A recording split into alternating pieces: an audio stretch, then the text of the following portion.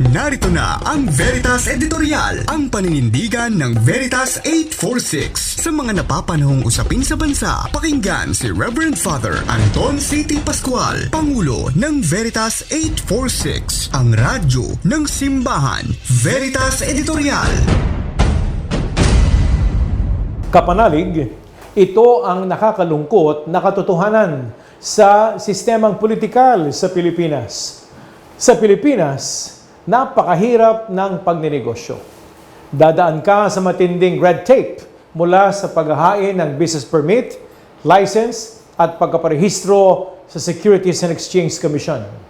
Taon ang ginugugol sa proseso ng pagninegosyo sa Pilipinas bago mabigyan ng lisensya ang isang ordinaryong mamamayan. Mahabang pila, mahabang pasensya kung wala kang pampadulas. Sa kasalukuyan, napag-iiwanan na ang mga business tycoon. Pinilitan na sila na tinatawag na political tycoon. Walang bisa sa mga political tycoon ang permit at business license. Pangalan, kapangyarihan, kasikatan at malaking pera ang kanilang puhunan. Sa larangan ng politika sa bansang Pilipinas, namamayagpag po ang family business. Ito ang patok. Ito na ang negosyong tubong lugaw. Sa katatapos lamang na filing of Certificates of Candidacies o COC para sa 2025 midterm elections ay limitang na ang pagiging talamak ng political dynasties. Nahajak na rin ang dynastic politicians at mayayamang pamilya ang party list system na naging popular contest ng mga celebrity at naging bagong business enterprise ng mga negosyante. Matapos ang COC filing, kapanalig, lumalabas ang pagbabagsak ng integridad at independence ng Senado kung saan 127 ang tumatakbo sa pagkasenador na kinabibilangan ng dalawang kapatid ni Senador Raffy Tulfo, kapatid na babae ni Senador Alan Peter Cayetano, kapatid ni Senador Mark Villar na kung saan ang inang matatapos ang termino ay tatakbo lamang namang mayor at kapatid ni Senador Nancy Villar.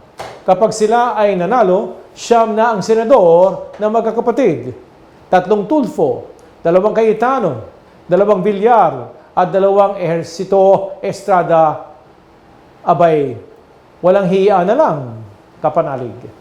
Sa local level naman, political dynasties din ang namamayagpag. Sa Batangas, tatakbong gobernador sina Vilma Santos, vice governor niya ang anak at isa pang anak ay tatakbo namang 6th District Representative.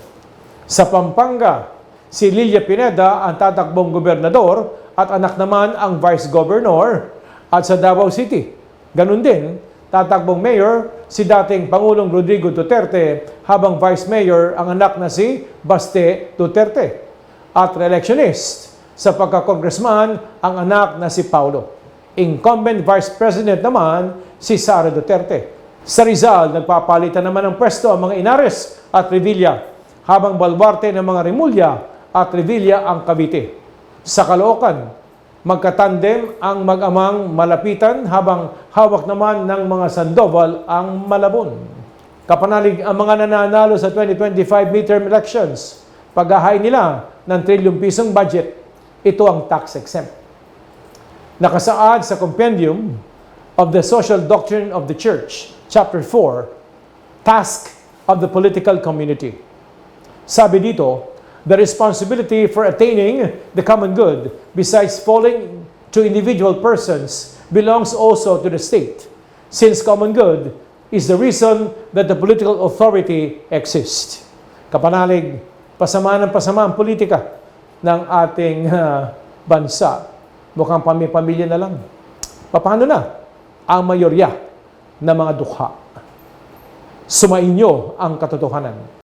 Inyong napakinggan ang Veritas Editorial. Ugaliing pakinggan ng Veritas Editorial kasama si Reverend Father Anton C.T. Pascual. Veritas Editorial.